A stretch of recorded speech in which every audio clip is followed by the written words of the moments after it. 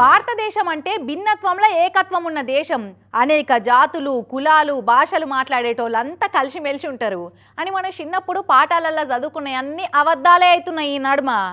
ఏ రాష్ట్రానికి ఆ రాష్ట్ర పోళ్ళు మా భాషే గొప్పది, మా భాషలో మాట్లాడవా అని దాడులు చేస్తుర్రు. పరాయి రాష్ట్రాల నుంచి వచ్చిన వాళ్ళను అల్క తక్కువ చూస్తుర్రు.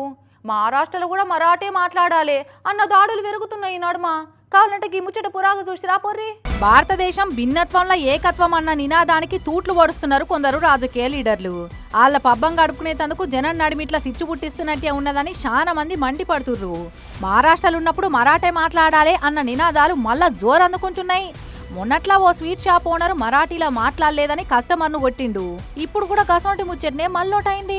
థానే రైల్వే స్టేషన్ కాడ మొబైల్ రీఛార్జ్ చేసుకుందామని పోయిన కస్టమర్ కు షాప్ ఓనర్ కు మరి ఏమైందో గాని మాట విరిగి పంచాదైంది. కస్టమర్ను పట్టుకొని షాప్ వాళ్ళు మస్తు కొట్టిండ్రు.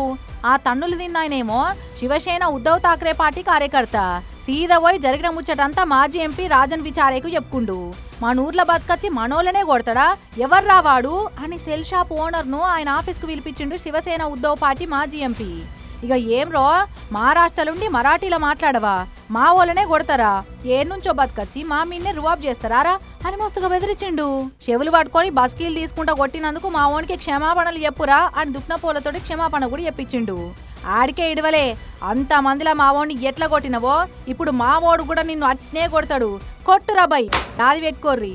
ఈడ బతకాలంటే మరాఠీ నేర్చుకో, మరాఠీలనే మాట్లాడు అని నకరాలు చేస్తే తోకలు కత్తిరిస్తాం బిడ్డ అనుకుంటా వార్నింగ్ ఇచ్చి పంపించిండు.